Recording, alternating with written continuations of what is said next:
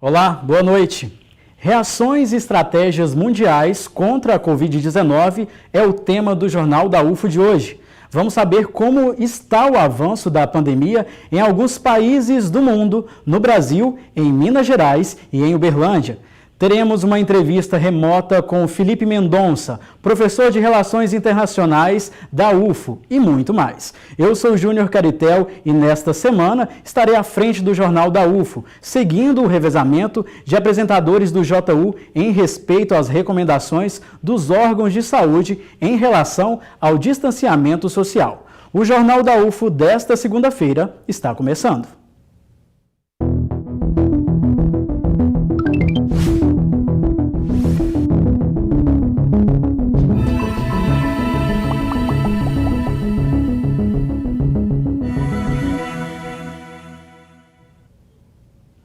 Antes de tudo, vamos saber as últimas informações sobre a Universidade Federal de Uberlândia no boletim da Diretoria de Comunicação da UFO com a jornalista Eliane Moreira. Boa noite, Caritel. Boa noite a você que está acompanhando o Jornal da UFO. Vamos então às informações da Universidade Federal de Uberlândia. Na última sexta-feira saiu uma informação que as aulas da Universidade Federal de Uberlândia seriam retomadas. Hoje de manhã, eu conversei com o pró-reitor de graduação, o professor Armindo Quilice, que nos informou que as aulas continuam suspensas e que tão logo sejam retomadas, toda a população vai ficar sabendo por meio dos nossos canais oficiais de comunicação. Olá, Eliane Moreira, tudo bem? Passando aqui para comunicar e lembrar que os calendários acadêmicos da graduação e da pós-graduação continuam suspensos. Só retornaremos no momento em que as autoridades deliberarem pela volta. E a volta será comunicada nos órgãos e nos meios oficiais de comunicação da universidade. Obrigado. O pró-reitor de graduação, professor Armindo Quilice, falou ainda da medida do MEC, que autoriza instituições federais a anteciparem a formatura de estudantes da área da saúde, dos cursos de medicina, fisioterapia, enfermagem e farmácia. Esses estudantes devem ter concluído pelo menos 75% do estágio supervisionado. Comunico que no dia 3 de abril foi publicada a portaria do Ministério da Educação de número 374, que trata da antecipação da colação de grau para cursos na área de saúde. A portaria traz algumas regulamentações e exigências. A Prograde e as coordenações de cursos estamos verificando a viabilidade da aplicação da portaria. Portanto, pedimos que as pessoas aguardem a manifestação da Pró-Reitoria. Obrigado. E a professora do curso de Direito, Candice Lisboa, falou sobre um Instagram, o perfil Observatório Coronavírus. Neste perfil, você encontra todas as informações dos três poderes, legislativo, executivo e judiciário. Ela nos falou por que a ideia de criar esse perfil. Olá, eu sou a Candice, sou coordenadora do Observatório do Coronavírus. Esse observatório surgiu porque existe uma grande indefinição sobre o que fazer com a pandemia. E aí, como eu dou aula de direito constitucional e da estrutura dos poderes, veio essa ideia de saber o que o presidente da República, o Congresso Nacional e o STF estão fazendo a respeito da pandemia. Eu convido a todos que tiverem interesse em se informar a nos pesquisarem. Eu sou Eliane Moreira e este é o boletim informativo da Diretoria de Comunicação da UFO. E uma nova informação, a Universidade Federal de Uberlândia recebeu na tarde desta segunda-feira a resposta do Ministério da Educação, o MEC, sobre a proposta de que 3 laboratórios de pesquisa passassem a fazer testes do novo coronavírus. O MEC aprovou as propostas da UFO e sinalizou a liberação de R$ 628 mil em recursos de investimento e R$ 2.200.000 para custeio. De acordo com um boletim epidemiológico publicado hoje pela Secretaria de Saúde de Minas Gerais, até o momento já são 47.715 casos suspeitos e 525 casos confirmados de Covid-19 no estado. 9 pessoas morreram da doença e mais 119 óbitos estão sendo investigados. Em Uberlândia, segundo o boletim enviado no final da tarde pela Prefeitura Municipal, já são 49 casos confirmados de coronavírus, 1.715 casos suspeitos da Covid-19. Além disso, o boletim informou que Uberlândia teve 2 óbitos da doença e 8 seguem com investigação. Em alguns países do mundo, devido à política de isolamento social, o índice de infecção pelo novo coronavírus tem diminuído, mesmo que de maneira tímida, principalmente nos países atingidos pela pandemia há cerca de um mês. Confira um balanço. Atualmente, os 5 países mais infectados pela Covid-19 são Estados Unidos, com aproximadamente 337 mil casos, Espanha, com 135 mil, Itália, com 128 mil, Alemanha, com mais de 100 mil e a China continental, com 81 mil casos. Até ontem, o número de infectados e mortes pelo coronavírus havia diminuído na Itália, Espanha e Alemanha devido a medidas adotadas, como a intensificação do isolamento social, controle em aeroportos e realização de mais testes rápidos. No domingo, 525 morreram na Itália, sendo que no sábado o país contabilizou um número 25% maior. Na Espanha, foram 674 mortes, contra 809 no sábado. O recorde no país foi de 950 mortes na quinta-feira da semana passada, quase 1.000 num único dia.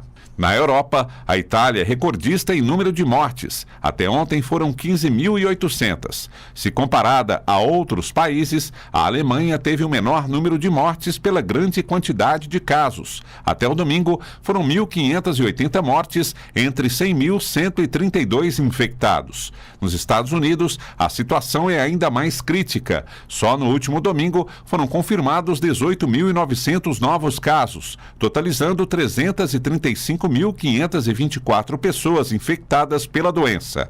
O número de mortes nesta segunda-feira deve chegar a 10.000, segundo a estimativa do governo americano.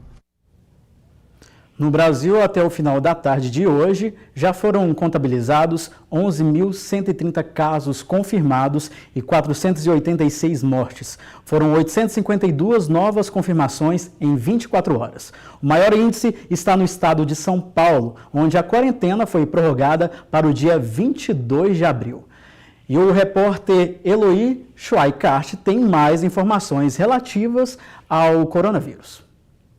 Olá pessoal, trago para vocês agora uma rápida atualização sobre os números da pandemia de Covid-19 e algumas outras notícias. Em todo o mundo, até o início da tarde desta segunda-feira, o número de casos confirmados já era de quase 1.300.000. O número de mortos já ultrapassa 70.000. A boa notícia é que mais de 270.000 pessoas já se curaram da doença. E em recente pesquisa Datafolha, os resultados apontam que 76% dos entrevistados preferem que o isolamento social seja mantido nos atuais moldes para impedir que o vírus se espalhe.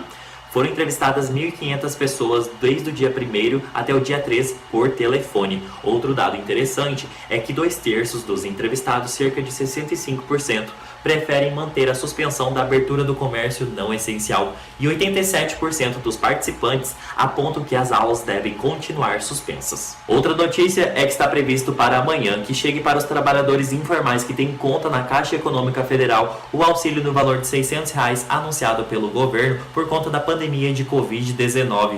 De acordo com o ministro da Cidadania, a previsão é de que na quarta-feira os recursos para os clientes do Banco do Brasil sejam disponibilizados. Outro informe é que o governo pretende lançar um aplicativo para auxiliar e informar os trabalhadores sobre estes pagamentos. E é sempre bom lembrar que neste momento de quarentena é importante nos mantermos em segurança, mas também não nos afastarmos totalmente das pessoas. Realizar ações que provoquem bem-estar são indicadas como ler, ouvir música e ficar bem antenado, informado com as notícias, mas não neurótico atrás de mais e mais notícias, pois isso pode provocar mais ansiedade. Por hoje eu fico por aqui, até mais.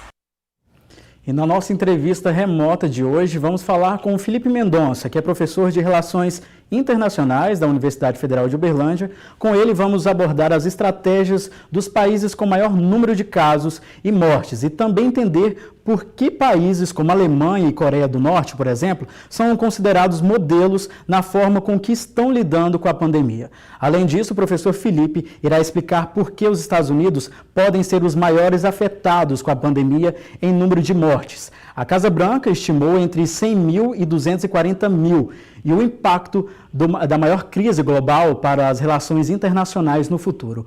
Professor, boa noite. Agora vamos dar com a pergunta. Todos nós sentimos o peso da crise, mas essa crise, como também todos nós estamos vendo, tem algumas características muito diferentes, né? Em primeiro lugar, essa crise varreu o mundo todo, do norte ao sul, do leste ao oeste. Não há um único lugar no mundo com uma densidade populacional razoável que não tenha sido afetada pelo vírus. E aqueles lugares mais remotos, onde o vírus ainda não chegou, certamente o vírus vai chegar em algum momento. Então, um sonho de um mundo interligado, interconectado, interdependente, no caso dessa pandemia, se tornou um dos problemas, um dos maiores problemas, né, porque contribuiu, inclusive, para espalhar o vírus com uma velocidade inédita no mundo, se comparado a outras pandemias, né? O que a gente espera é que esse mesmo mundo interconectado também ajude na solução da própria crise. Mas, em segundo lugar, essa crise é diferente também porque o tempo da crise, o tempo do Covid é um tempo muito diferente do tempo do sistema de saúde e do tempo do sistema econômico. Então, o tal achatamento da curva exige um tempo muito longo e é um tempo que as nossas estruturas mais primordiais do funcionamento da nossa sociedade talvez não resistem, né? E por isso que a gente pode pensar, por exemplo, o impacto da crise nas relações capitalistas modernas, na interrupção da atividade econômica, enfim, por tanto tempo. É esse o dilema que nós deveremos ver por mais tempo, que é justamente esse, né, o do sistema de saúde pedindo mais tempo no isolamento, enquanto o sistema econômico pedindo um retorno mais rápido possível. Depois da China, a doença começou a se alastrar pela Europa. Mesmo assim, há diferenças entre o número de mortes entre Itália, Espanha e Alemanha, por exemplo. Por quê? De fato, os dados que temos hoje mostram muitas diferenças entre os diferentes países no combate à crise. Em primeiro lugar, é importante lembrar que os números que temos hoje, eles são números muito imprecisos, eles são ainda insuficientes, né? Porque existe um problema sério de subnotificação em todo o mundo. Isso não ocorre por má vontade, mas também ocorre em grande medida pela ausência de testes. E mesmo não podendo confiar integralmente nos números que temos hoje, os números que temos hoje são bastante claros, nos mostrando o que funciona e o que não funciona no combate à pandemia.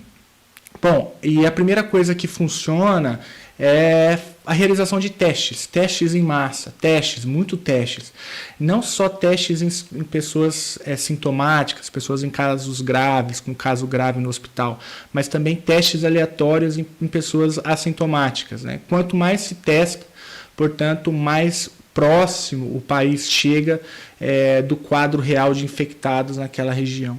E com um quadro mais próximo do real, é possível que as autoridades de saúde consigam formular as suas políticas com maior eficiência. Esse parece ser o caso da Alemanha. A Alemanha é um país que testa muito e, portanto, é um país que tem informação de qualidade no combate ao coronavírus. E também, por o fato da Alemanha testar muito, a taxa de letalidade varia. No país é uma taxa menor, mas isso tem a ver, tudo indica, com o número de testes realizados e não com o fato da doença ser mais letal aqui ou ali. Daqui a pouco a gente continua com a entrevista com o professor. Bom, na semana passada a gente mostrou um projeto de pesquisadores da UFO que estão produzindo protetores faciais para profissionais da saúde de Uberlândia por meio de impressoras 3D. E tem mais gente da universidade ajudando nessa iniciativa. Confira um relato do mestrando Tiago Sá, da Engenharia Biomédica da UFO. Oi pessoal, eu sou do Núcleo de Tecnologia Assistiva, meu nome é Tiago e eu queria mostrar para vocês um pouco do trabalho com os protetores faciais que nós estamos fazendo. Vamos entrar aqui no Núcleo de Tecnologia Assistiva e a gente está fabricando protetores faciais com o escudo de acetato, né? Usando peças injetadas, e o suporte inferior a gente está usando com peça impressa em impressora 3D. Esse aqui é um deles, né? Aqui tem alguns que estão prontos para desinfecção e outros aqui que estão prontos para entrega, né?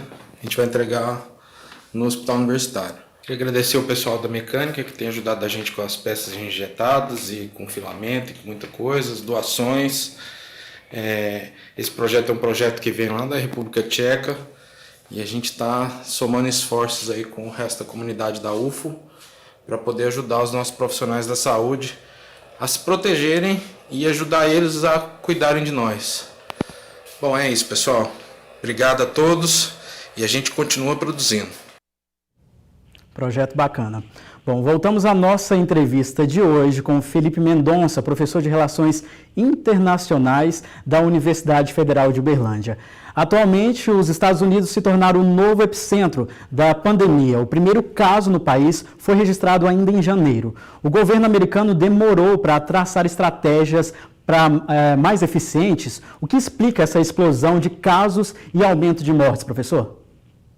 Os Estados Unidos, de fato, demoraram para reagir e hoje pagam um preço alto, né? O Trump começou desdenhando da crise, dizendo que ela não seria tão grave assim nos Estados Unidos, e também insistia o tempo todo em chamar a pandemia de crise ou vírus chinês, colocando assim o que ocorria no contexto da guerra comercial com a China, que dura desde 2018. Bom, o racismo do Trump em nada contribuiu para ajudar os Estados Unidos. Aliás, o racismo nunca contribuiu com coisa alguma. As agências de checagem, né, de informações nos Estados Unidos têm lá várias listas sobre as informações equivocadas difundidas por Trump durante a pandemia. Enquanto Trump, por exemplo, atuava para minimizar o tamanho da crise, os Estados Unidos perderam um tempo precioso. Quando a crise ganhou dimensões, os hospitais nos Estados Unidos já não estavam preparados, os estoques básicos de materiais, suprimentos médicos não foram suficientes, entre outras coisas. Não à toa, o próprio Trump teve que mudar o tom do discurso recentemente. Bom, diante disso, os Estados Unidos demoraram para fechar as fronteiras e para iniciar os testes em massa. Agora, os Estados Unidos correm atrás do prejuízo. Além disso, é preciso pensar no modelo de sistema de saúde dos Estados Unidos. A ausência de, por exemplo, um SUS naquele país fez com que o enfrentamento à pandemia se transformasse num jogo do tipo batata quente, para quem que vai explodir a bomba, né? E muitos trabalhadores estadunidenses também, desamparados, sem qualquer tipo de apoio a um sistema de saúde de qualidade, não procuravam hospitais quando apresentavam sintomas devido aos altos custos de tratamento. A própria Casa Branca estimou que a Covid-19 pode causar mais de 100 mil mortes nos Estados Unidos. Ainda é possível diminuir esta estimativa? E de que maneira geral, qual o impacto dos efeitos da pandemia na maior economia do mundo, professor? Para diminuir o impacto da crise, olhando para as experiências bem-sucedidas no mundo e para que os cientistas, especialistas em pandemia estão dizendo, não há muito segredo, né? É preciso testar muito e manter o isolamento social e também aumentar o número de leitos nos hospitais. Isso passa, por exemplo, pela corrida para os respiradores, né? Os Estados Unidos estão tentando multiplicar os seus equipamentos, inclusive neste processo o governo Trump está fazendo um jogo bastante sujo, desviando cargas que eram destinadas a outros países para o território americano. No meio da crise, não há muito o que ser feito na relação bilateral com os Estados Unidos, ainda mais porque os Estados Unidos são a maior potência militar e econômica do mundo. Mas esta é uma reflexão que deveremos fazer após terminada esta crise. Os Estados Unidos se mostram agora como uma potência que joga bastante pesado, né? Não se trata de uma potência benevolente, se é que algum dia já foram, né? O próprio Brasil foi vítima disso. Uma carga que era destinada ao Brasil, com respiradores, foi redirecionada para os Estados Unidos. Eles fazem isso usando todo o seu poder econômico e a sua superioridade militar e logística, e com isso conseguem desviar remessas de suprimentos que eram destinados a outros países. Muito obrigado, professor Felipe Mendonça, professor das Relações Internacionais aqui da Universidade Federal de Uberlândia. E a campanha Juntos por Uberlândia continua. O vídeo de hoje é do empresário Leonardo Vilela. Olha só. Olá pessoal, eu sou o Léo aqui da Set Technology, somos uma empresa mineira, nascida aqui em Uberlândia. Eu não sou uberlandense, mas meu coração é uberlandense, né? Sou grato por essa cidade. Queria só passar uma mensagem muito rápida aqui para todos. Nós estamos numa campanha para a gente poder arrecadar recursos, para a gente poder apoiar os nossos hospitais e apoiar os nossos profissionais de saúde que estão na linha de frente aí no combate ao coronavírus. Nós estamos com uma campanha aí que vocês podem conhecer um pouco mais no site juntosporuberlandia.com.br. Nós já fizemos 2 rounds já para manutenção e aquisição de equipamentos e agora nós estamos num terceiro round aí para levantar recursos aí para a gente apoiar não apenas o hospital universitário, mas também outros hospitais aqui da cidade. Conto com vocês, entra lá no site, conheça um pouco mais do nosso projeto aí e contribua conosco no achatamento dessa curva, né, que nós precisamos e também aí no apoio aos profissionais que estão na linha de frente. A edição de hoje termina aqui, lembrando que logo mais, aqui na tela da TV Cultura, tem um programa Roda Viva, às 10 da noite. E o convidado de hoje é o governador de Goiás, Ronaldo Caiado. Não vai perder. Agradeço aqui a sua companhia. Até amanhã. Boa noite.